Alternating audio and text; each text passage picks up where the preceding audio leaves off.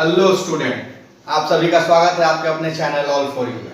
सबसे पहले आज तो मैं आप सभी का धन्यवाद करना चाहूंगा कि 15 दिनों में आप लोगों ने इतना प्यार दिया। 500 सब्सक्राइबर हो गए 15 दिन के अंदर में, तो आप सभी का आभार है। और इसी तरह जुड़ते रहिए हम लोगों से, और ये हमें क्या करेज देगा अंदर से बहुत कुछ अच्छा करने के लिए, और अच्छा हम कर पाएंगे आपके इसी सहयोग की वजह से। So thank you all once again. ठीक है, आज हम लोग क्लास 10 के थर्ड पार्ट को करेंगे चैप्टर 1 का। और थर्ड पार्ट में जो हमें करना है उसमें न्यूमेरिकल पोर्शन है।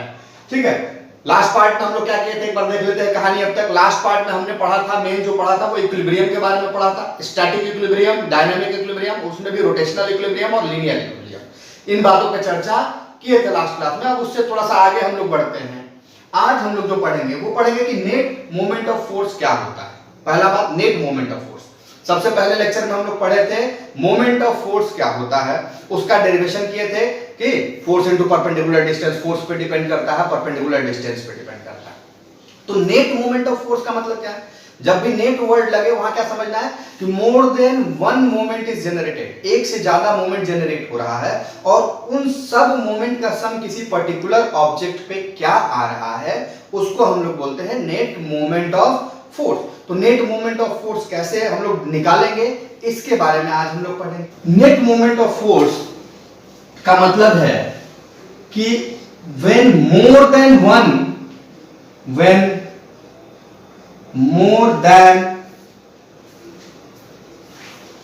one moment is acting on any rigid object, the resultant moment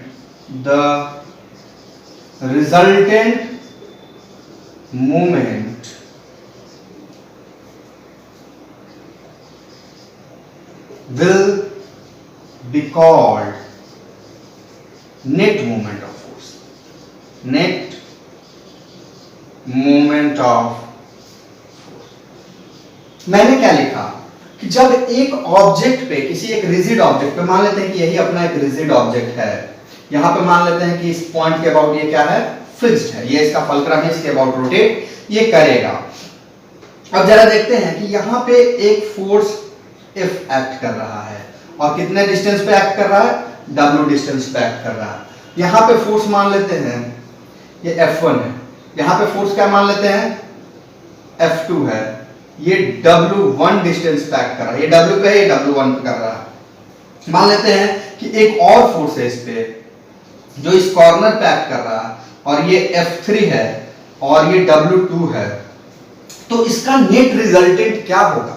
net resultant क्या होगा? एक रिजिड बार, ये मेरा एक AB रिजिड बार है जो O पॉइंट के अबाउट फिक्स्ड है, और इस पे बहुत सारे फोर्सेस एक्ट कर रहे हैं। तो बहुत सारे फोर्सेस यदि एक्ट कर रहे हैं इस पे, 1 2 3 4 5, तो सब फोर्स की वजह से अपना एक मोमेंट जनरेट होगा, और सारे मोमेंट का सम हम लोग करेंगे, और जो आएगा नेट रिजल्टेंट मोमेंट उसको बोलेंगे नेट मोमेंट ऑफ फोर्स। उसको क्या बोलेंगे? Net moment of force. तो इसको आप लोग यहां पे लिख लीजिएगा, इसको समझते हैं। आप लोग पॉज करके इसको लिखिएगा, मैं इस बात को समझाता हूं कैलकुलेट कैसे। अब जरा देखते हैं कि इस F1 के वजह से, फोर्स 1 के वजह से moment due to F1, force 1 की वजह से मोमेंट क्या होगा, F1 इंटू W, यही परपेंडिकुलर डिस्टेंस है ना, F1 इंटू W। वैसे ही F2 की वजह से, अच्छा ये कैसे होगा जरा देखो, ये ऐसे जा रहा है, कैसे जा रहा है, ऐसे जा रहा है, तो ये क्या है, एंटी क्लॉकवाइज डायरेक्शन। कैसा डायरेक्शन है, एंटी क्लॉकवाइज, ऐसे जा रहा है। जरा इसको देखते हैं, F2 को देखते हैं। F2 की वजह से मोमेंट ड्यू टू F2, इस F2 की वजह से क्या होगा, F2 इंटू W1, क्या होगा, F2 इंटू W, और ये कैसे जा रहा है, क्लॉकवाइज डायरेक्शन, क्लॉकवाइज डायरेक्शन। ठीक है, अब F3 की वजह से देखते हैं, जरा F3 की वजह से, ऊपर लग रहा है, F3 की वजह से भी ऊपर लग रहा है, तो moment due to F3, moment due to F3 क्या हो जाएगा, F3 इंटू W, क्या हो जाएगा, F3 इंटू W, यही है ना, F3 इंटू W। और ये क्या होगा, ये भी क्लॉकवाइज होगा, क्या होगा, क्लॉकवाइज। अब जरा देखते हैं कि नेट मोमेंट क्या होगा। तो ये क्लॉक, इसको पॉजिटिव लेंगे, इसको निगेटिव लेंगे, और ये भी कैसे जा रहा है, ऐसे जा रहा है, तो इसकी वजह से ऐसे होगा, ये भी निगेटिव। तो ये दो नेगेटिव है, ये पॉजिटिव है, इन सबका सम हो जाएगा। तो नेट मोमेंट ऑफ फोर्स क्या होगा, इसको मैं रब कर देता हूं। अब इस फिगर को आप लोग समझ लीजिएगा देख के, और इसके अकॉर्डिंग अब नेट मोमेंट ऑफ फोर्स लिखते हैं। तो अब नेट मोमेंट ऑफ फोर्स जब लिखेंगे, नेट मोमेंट ऑफ फोर्स, तो नेट मोमेंट ऑफ फोर्स क्या होगा बेटा, क्लॉक एंटी क्लॉकवाइज को पॉजिटिव लेते हैं, तो F1 इंटू W, ये तो प्लस का हो जाएगा, और इन दोनों को क्या लिखेंगे, माइनस F2 इंटू W1, क्योंकि ये क्लॉकवाइज है तो माइनस, और फिर माइनस F3 इंटू W2, ये दोनों माइनस माइनस आपस में क्या हो जाएंगे, प्लस हो जाएंगे। नेट ये क्या हो जाएगा, F1 into W minus F2 into W1 plus F3 into,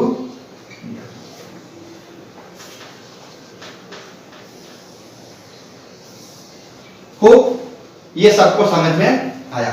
यानी कि नेट मोमेंट ऑफ फोर्स के बारे में जब बात करेंगे, तो जिन जिन फोर्सेस की वजह से मोमेंट जनरेट हो रहा है, जिस फोर्सेस की वजह से मोमेंट जनरेट हो रहा है, उन सारे फोर्सेस का सम कर लेंगे। यदि क्लॉकवाइज है तो पॉजिटिव ले लेंगे, एंटी क्लॉकवाइज है तो नेगेटिव ले लेंगे, और हमारा क्या हो जाएगा, नेट मोमेंट ऑफ फोर्स आ जाएगा। ठीक है, क्लियर। अब इससे रिलेटेड हम लोग क्या करेंगे, न्यूमेरिकल्स करेंगे। ओके, ये क्वेश्चन ऐसे था कि 5 न्यूटन का फोर्स नीचे की तरफ एक्ट कर रहा है, ठीक है, एक 5 न्यूटन का एक फोर्स ऊपर की तरफ एक्ट कर रहा है, दोनों 1 मीटर से सेपरेटेड है। सो calculate the net moment of force. तो एक तो तरीका इस क्वेश्चन को सॉल्व करने का है कि हम लोग कपल पढ़े हैं, जब इक्वल एंड अपोजिट फोर्स एक सेपरेटेड डिस्टेंस पे लगे तो कपल वाला फार्मूला लगा लेंगे, फोर्स इनटू कपल आर। एक तो उस तरह से सॉल्व होगा, लेकिन इसको हम लोग कैसे सॉल्व करते हैं, इसको हम लोग सॉल्यूशन करते हैं नेट मोमेंट ऑफ फोर्स के अकॉर्डिंग। क्वेश्चन क्या कह रहा है कि 5 न्यूटन का इधर, 5 न्यूटन का इधर फोर्स लगा, दोनों 1 मीटर डिस्टेंस से सेपरेटेड है, और इसका जो मिड पॉइंट है, इसके अबाउट ये पाइवटेड है, it is pivoted about mid point, यानी हाफ मीटर ये हो गया, 1/2 मीटर, हाफ मीटर, और ये 1/2 मीटर, हाफ मीटर इधर हो गया। बात समझ में? कैसे सॉल्व करेंगे? अच्छा, इसके वजह से किधर, इसके वजह से किधर होगा, ऐसे होगा, एंटी क्लॉक। सो मोमेंट, मान लेते हैं ये पॉइंट ए है, ये पॉइंट बी है, moment at point A, point A पे मोमेंट क्या होगा, 5 न्यूटन इंटू 1/2 मीटर, और किधर होगा, एंटी क्लॉकवाइज, एंटी क्लॉकवाइज। ठीक है, और इसके वजह से भी क्या हो रहा है, इसके वजह से क्या देखते हैं, इस 5 न्यूटन की वजह से ऐसे मोमेंट होगा, ऐसे इधर की वजह से ये ऐसे आगे की तरफ ऐसे जनरेट होगा। ठीक है, so moment at point B, moment at point B, point B पे क्या मोमेंट होगा भाई, पॉइंट बी पे मोमेंट इस 5 की वजह से क्या होगा, 5 इंटू 1/2, और वो भी क्या होगा, anti clockwise, 5 newton into 1/2 metre, और ये भी क्या है, एंटी क्लॉकवाइज। अब जरा देखिए, दोनों एंटी क्लॉकवाइज है, तो दोनों क्या है, ये भी प्लस, ये भी plus. So net moment of force, net moment of force क्या हो जाएगा, दोनों का सम हो जाएगा, sum of both the forces. तो 5 newton into 1/2 metre plus 5 newton into 1/2 metre, तो क्या हो जाएगा, 5 newton. Net moment of force कितना हो जाएगा, 5 न्यूटन मीटर। ठीक है, तो यानी कि नेट मोमेंट ऑफ फोर्स जो हमें कैलकुलेट करना है, उसके लिए बस हमें ये देखना है कि किस पॉइंट के अबाउट पाइवटेड है, कितने सारे फोर्सेस लग रहे हैं, उन फोर्सेस के वजह से क्या मोमेंट जनरेट हो रहा है, और कौन क्लॉकवाइज हुआ, कौन एंटी क्लॉकवाइज हुआ। यदि क्लॉकवाइज हुआ तो पॉजिटिव डायरेक्शन में ले लेना है, एंटी क्लॉकवाइज हुआ तो नेगेटिव ले लेना है। यदि दोनों क्लॉकवाइज है तो ऐड हो जाएगा, एक क्लॉकवाइज एक एंटी क्लॉकवाइज है तो सब्ट्रैक्ट होगा।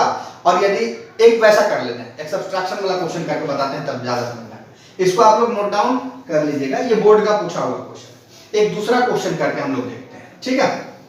उस क्वेश्चन में क्या है, सपोज एक कोई मीटर स्केल है, एक मीटर स्केल है मेरे पास, ये मेरा मीटर स्केल है 1 मीटर का, और ये मान लेते हैं कि यहां से 30 सेंटीमीटर पे एक पॉइंट है जो पाइवटेड है। यहां कह रहा है कि एक फोर्स लग रहा है 2 न्यूटन का। कितने का? 2 न्यूटन का। कितने मार्क पे? 10 सेंटीमीटर मार्क पे। ये मार्क क्या है? ये यहां से यहां तक क्या है? 10 सेंटीमीटर है, ठीक है। और ये मेरा क्या है? 30 है। और इधर से बोल रहा है कि यहां ये 50 सेंटीमीटर मार्क। कितना मार्क है ये? 50 सेंटीमीटर मार्क है, या 60 सेंटीमीटर मार्क मान लो। 60 सेंटीमीटर पे 5 न्यूटन का फोर्स एक्ट कर रहा है। कितना एक्ट कर रहा है? 5 न्यूटन का। तो क्वेश्चन क्या कह रहा है कि एक यूनिफॉर्म मीटर रूल है, उस यूनिफॉर्म मीटर रूल पे पाइवटेड पॉइंट कितना है? इस एंड से 30 सेंटीमीटर पे पाइवटेड पॉइंट है, ठीक है। यहां पे बोला कि 2 न्यूटन का फोर्स 10 सेंटीमीटर मार्क पे एक्ट कर रहा है, 5 न्यूटन का फोर्स 60 सेंटीमीटर मार्क पे एक्ट कर रहा है। तो net moment of force calculate करना है। क्या कैलकुलेट करना है? Net moment of force, net MOF। अब जरा देखते हैं कि moment due to 2 newton force, moment due to 2 newton, इस 2 न्यूटन फोर्स की वजह से मोमेंट क्या होगा? तो जरा देखो इधर का डिस्टेंस कितना हुआ? 20 सेंटीमीटर। टोटल 30 था, 10 इधर चला गया तो 20 सेंटीमीटर। तो क्या हो जाएगा? 2 न्यूटन इंटू 20/100 मीटर। सेंटीमीटर को मीटर में कर लेते हैं, न्यूटन मीटर में तो हम लोग कन्वर्ट करते हैं, ठीक है। नेक्स्ट इसकी वजह से क्या होगा? जरा इसको कैलकुलेट करते हैं। और ये किस डायरेक्शन में होगा बेटा? इधर होगा, clockwise direction, sorry anti clockwise. ऐसे मोशन होगा ना, एंटी क्लॉकवाइज डायरेक्शन, ऐसे होगा, ऐसे। इसके वजह से 5 न्यूटन की वजह से moment due to 5 newton force, किसके वजह से? 5 न्यूटन फोर्स की वजह से मूवमेंट। अच्छा देखो ये 30 पॉइंट पे इधर से इधर कितना डिस्टेंस हो गया? 30 सेंटीमीटर। ये कितना है? 5। सो 5 न्यूटन इंटू 30/100 सेंटीमीटर। ये इसकी वजह से हुआ। ये क्या हुआ? Clockwise direction, CWD, clockwise direction, ठीक है। इसकी वजह से ये क्या हुआ? Clockwise direction. अब इसको लेंगे पॉजिटिव, इसको लेंगे नेगेटिव। क्या लेंगे? इसको पॉजिटिव, इसको नेगेटिव। तो नेट मोमेंट ऑफ फोर्स क्या होगा? नेट मोमेंट ऑफ फोर्स, दोनों का सम करते हैं। तो यहां से क्या आया? 2/5, यानी कि 2/5 न्यूटन मीटर। ये पॉजिटिव का आया। और यहां से क्या आया? माइनस का 3/2। ये यहां से क्या आया? ये आ जाएगा, ये क्लॉकवाइज डायरेक्शन तो क्या लिखेंगे? माइनस का 3/2 न्यूटन। अब देखते हैं 2/5 3/2 कौन सा बड़ा है? माइनस वाला बड़ा है। ये 1.5 हो गया, ये कम ही हुआ, ठीक है। इन दोनों का एलसीएम ले लो। 5 2 10, 5 2 2 4, और यहाँ 2 5 5 3 15, यानी माइनस, इसको मैं यहां पे लिख रहा हूं, यहां से क्या? -11/10 न्यूटन है। अब ये माइनस किसको डिपिक्ट कर रहा है? ये माइनस क्लियरली लिखते हैं, -11/10। ये माइनस क्या डिपिक्ट कर रहा है? कि नेट रिजल्टेंट मोमेंट क्या होगा? क्लॉकवाइज डायरेक्शन में। सो नेट रिजल्टेंट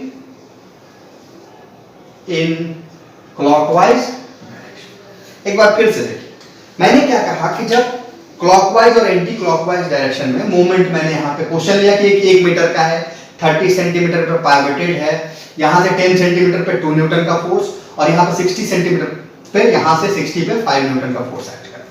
अब मैंने क्या बताया कि मूवमेंट कहां पे होता है? पाइवटेड पॉइंट से। पाइवटेड पॉइंट से 2 न्यूटन की वजह से क्या हो गया? यहां पे जो जनरेट हुआ, न्यूटन मीटर होता है ना, न्यूटन मीटर में इसको कन्वर्ट कर लिया सेंटीमीटर से। सिमिलरली इसको भी वैसे ही कर लिया। अब ये क्या कह रहा है कि दोनों की वजह से रिजल्टेंट मूवमेंट किधर जनरेट हो रहा है? तो अब मान लेते हैं कि ये सीसॉ है, एक इधर इस पॉइंट पे कोई बैठा था और इधर इस पॉइंट पे बैठा था, तो किधर नेट मूवमेंट होगा उधर ही ये मूव करेगा। तो ये ऐसे नेट मूवमेंट, मान लो कि ये इधर से जाएगा तो एंटी क्लॉकवाइज, इधर वाला ज्यादा दूरी पर था, तो इसकी वजह से नेट मूवमेंट ऐसे जनरेट हुआ, तो ये इधर की वजह से इधर की तरफ मूव करेगा, ऐसे मूव करेगा। तो यही बोल रहा है कि इतने मैग्नीट्यूड से 11/10 मैग्नीट्यूड से, न्यूटन मीटर के मैग्नीट्यूड से वो क्या क्लॉकवाइज डायरेक्शन में मूव कर जाएगा। ये इसका रिजल्टेंट या नेट मोमेंट ऑफ फोर्स होगा। क्लियर? होपफुली सबको क्लियर, ये लिख लीजिएगा। सो स्टूडेंट, अगला टॉपिक हम लोग का है, उसी टॉपिक से रिलेटेड है, नेट मोमेंट ऑफ फोर्स। जिसको समझ में आ गया ये भी समझ में आ जाएगा, आसान है। बस इसमें एक चीज है कि इसमें भी मोमेंट ऑफ फोर्स निकालेंगे, लेकिन बोला इक्विलिब्रियम। इक्विलिब्रियम मतलब रिजल्टेंट क्या आना चाहिए? जीरो आना चाहिए। रिजल्टेंट क्या आना चाहिए? जीरो। यानी कि कह रहा है कि मान लेते हैं कि W1 मैंने L1 डिस्टेंस पे सब्सटेंड किया, कहां से? पाइवटेड पॉइंट से। ये पाइवटेड पॉइंट है, ये पाइवटेड पॉइंट है। इस पाइवटेड पॉइंट से L1 डिस्टेंस पे मैंने कोई W1 वेट सस्पेंड कर दिया। वैसे ही L2 डिस्टेंस पे मैंने W2 वेट सस्पेंड कर दिया। तो अब इस W1 की वजह से क्या होगा? एंटी क्लॉकवाइज मूवमेंट होगा, और इसकी वजह से क्लॉकवाइज मूवमेंट होगा। अब क्या कह रहा है कि यदि इसको इक्विलिब्रियम में रखना है, यानी कि इस पे मैं इधर भी फोर्स लगा रहा हूं, इधर भी फोर्स लगा रहा हूं, और इसको एज इट इज रहना है, मतलब इसके द्वारा जो मोमेंट जनरेट हुआ और इसके द्वारा जो मोमेंट जनरेट हुआ, यदि दोनों मोमेंट का क्या वैल्यू बराबर आ जाए, तो एक पॉजिटिव और एक नेगेटिव, दोनों एक दूसरे को कैंसिल आउट कर देगा और ये जैसे है वैसे ही रहेगा। तो कह रहा है कि principle of moment of force at equilibrium क्या कहता है कि net anti clockwise movement must be equal to clockwise movement. ये anti clockwise movement clockwise movement के बराबर में होगा। तो इस कंडीशन में वो ऑब्जेक्ट इक्विलिब्रियम कंडीशन में आएगा, यानी कि नेट रिजल्टेंट मूवमेंट उसका क्या होगा? नेट मूवमेंट ऑफ फोर्स क्या आ जाएगा? जीरो, क्योंकि जितना क्लॉकवाइज है उतना ही एंटी क्लॉक, जितना पॉजिटिव और उतना ही नेगेटिव। मान लेते हैं कि m पॉजिटिव है, m नेगेटिव है, तो दोनों को ऐड करेंगे तो क्या आ जाएगा? नेट रिजल्टेंट क्या आ जाएगा? जीरो। तो जहां पे net movement of force zero आ जाए, जहां पे नेट मूवमेंट ऑफ फोर्स क्या आ जाए? जीरो आ जाए, उस कंडीशन को बोलेंगे इक्विलिब्रियम कंडीशन। और यही प्रिंसिपल है मोमेंट ऑफ फोर्स का, इक्विलिब्रियम का। क्या कंडीशन है? कि clockwise movement must be equal to anti clockwise movement. This is simple, एक लाइन का है कि clockwise movement must be equal to anti clockwise movement, and this will give the equilibrium condition for moment of force. Clear है? अब इससे related दो तरह का क्वेश्चन बोर्ड में पूछा जाता है, वो दोनों तरह के क्वेश्चन को हम लोग डील करेंगे, एक एक क्वेश्चन दोनों टाइप का। तो एक क्वेश्चन क्या है कि जहां पे आपको फलक्रम दिया हुआ, एक क्वेश्चन है कि जहां पे आपको फलक्रम दिया हुआ है कि ये फलक्रम है और इस पॉइंट के अबाउट रोटेट कर रहा है। मान लेते हैं कि 1 मीटर रूल है, मान लेते हैं कि 1 मीटर रूल मेरा है, ये मेरा मीटर रूल है, ठीक। और इस मीटर रूल में 50 सेंटीमीटर मार्क पे, यहां से 50 सेंटीमीटर मार्क पे ये बैलेंस है, ठीक है। उसके बाद बोल रहा है कि मैं इधर यदि 20 न्यूटन का फोर्स लगा रहा हूं 70 सेंटीमीटर मार्क, कितने मार्क पे? 70 सेंटीमीटर मार्क पे मैं 20 न्यूटन का फोर्स लगा रहा हूं। तो इधर कितना मैं यहां पे, कहां पे? यहां पे मैं 5 न्यूटन का फोर्स मुझे लगाना है। 15 ले लेते हैं, 15 न्यूटन का मुझे फोर्स लगाना है। तो मैं कितने डिस्टेंस पे लगाऊं, ये डिस्टेंस मुझे फाइंड आउट करना है कि ये इक्विलिब्रियम कंडीशन में आ जाए, कि ये इक्विलिब्रियम कंडीशन में आ जाए। बात समझना? तो देखते हैं, मुझे क्या मालूम है, ये इक्विलिब्रियम कंडीशन दिया है, तो ये 50 सेंटीमीटर 70 पे लगा, ये मान लेते हैं AB मेरा रॉड है। तो क्या लिखेंगे? For equilibrium,